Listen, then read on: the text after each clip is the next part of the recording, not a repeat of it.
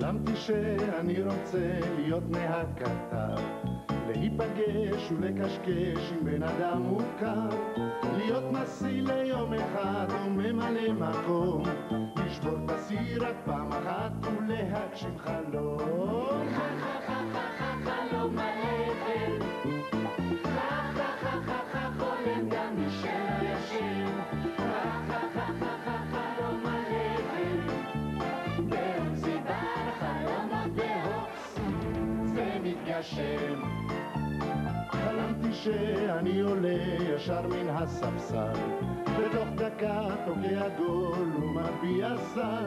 חלמתי שאני ראש עיר של איזו עיר גדולה, ועל במה עומד ושר שירים בלה-לה-לה. חלום הלכת, חולם גם מי שלא ישן, חלום הלכת, בהוקס סיבה לחלומות בהוקס, זה מתגשם. בהוקס סיבה לחלומות בהוקס, חלום הלכת.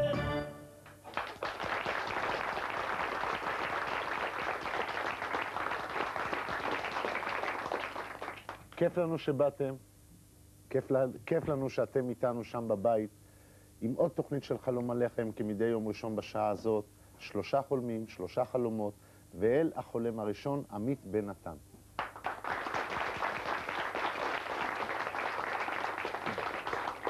עמית, זהו המכתב, תקרא אותו בבקשה. לעוזי חיטמן שלום רב, קוראים לי עמית ואני בן 8.5 ואני גר בגני תקווה. אני לומד בכיתה ג'1 בבית הספר רביבים. אני מאוד אוהב את תוכניתך והחלום שלי הוא לעבוד במשך יום אחד בבית חרושת למוצרי חלב ודברי מתיקה. אם מסקרן אותך לדעת למה בחרתי דווקא בחלום זה, אז תדע שזה מפני שעשיתי הרצאה בכיתה על השוקולד ומוצריו ולמדתי את תהליכי הייצור, וגם מפני שאני אוהב מאוד מוצרי חלב. אני מקווה שתוכל להגשים את חלומי. תודה רבה, עמית בן נתן. מעבר לחלום שלך, שתכף נראה אותו, אני פשוט נפעם מהעברית שלך.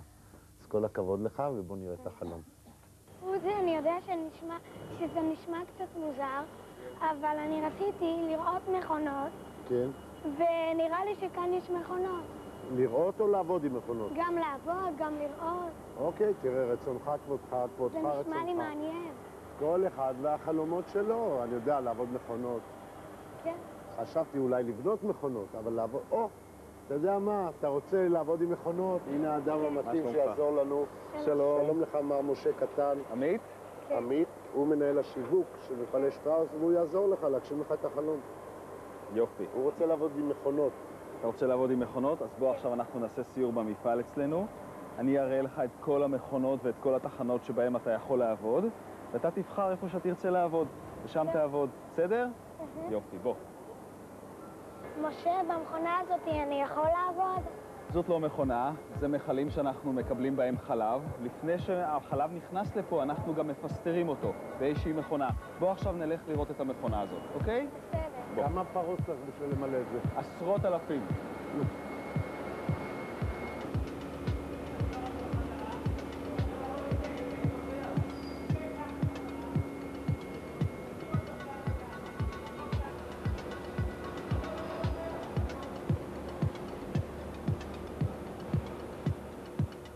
איזה קור, עוזי. אתה יודע כמה מעלות יש פה? כמה? 3 מעלות כמו במקרר בבית. יואו. אבל אחלה של מכונה יש פה לעבודה. שלום עמית, מה נשמע? שאלה? תראה, תסתכל, הנה הסחורה הזאת, אנחנו צריכים להביא אותה עכשיו למשלוחים, למשאית, אז בוא תעזור לי, בסדר? תעמוד פה, תתחיל להרים אותה קצת למעלה, עוד קצת. יופי, עכשיו בוא נתחיל לנסוע אחורה. ולחיצות קטנות קטנות. מצוין. וללכת אחורה. כן, תסתכל אחורה וקדימה. הנה עוזי פה רוצה להגיד לך משהו. לא זה? לא. למה משה, לא? הוא אומר שהמכונה זה לא זה, הוא רוצה מכונה אחרת. אבל...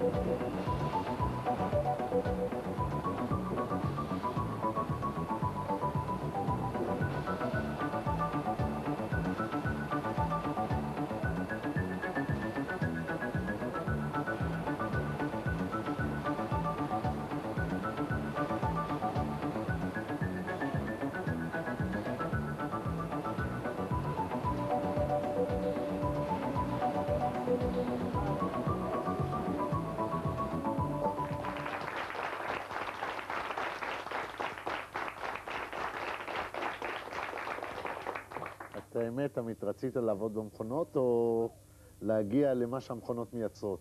להגיע. כשאתה תהיה גדול, תעדיף להיות פועל מכונות, עם מכונות או מהנדס מכונות? אני לא יודע אם אני רוצה, אולי אני ארצה לעסוק בזה, אבל לא נראה לי שאני ארצה להיות... אחרי היום הזה ראית שהם עובדים קשה, נכון? עכשיו, מה דעתך על זה שילדים הולכים לעבוד? אתה מעדיף שיעבדו או שיקחו דמי כיס מהאבא או מהאמא? בחופש הגדול שיעבדו שבוע כן ושבוע לא. כמו טבחים בצבא, שבוע כן, שבוע לא. אני רוצה להגיד לך, אתה היית על הכיפק, ואתה אכן ילד מתוק, כמו הדבר הזה שאכלת. קח תמונה למזכרת, תישאר איתנו, כי אני מתכונן להזמין אורחת נחמדה. את החולמת השנייה, ושמה תמר עוזיאל. עוזיאל זה שם נפלא. הופה, סליחה. איזה שם משפחה גדול זה עוזיאל, אה? הצליח לך. תקראי את המכתב עכשיו. לעוזי, אני בת 11, וחלומי הגדול הוא לעבוד לפחות ליום אחד בחוות חיות, להאכיל את התרנגולות, האפרוחים וכל שאר החיות. אם תוכל להגשים זאת, אהיה אסירת תודה לך. בתודה, תמר עוזיאל. נסענו לבנימינה, והנה החלום.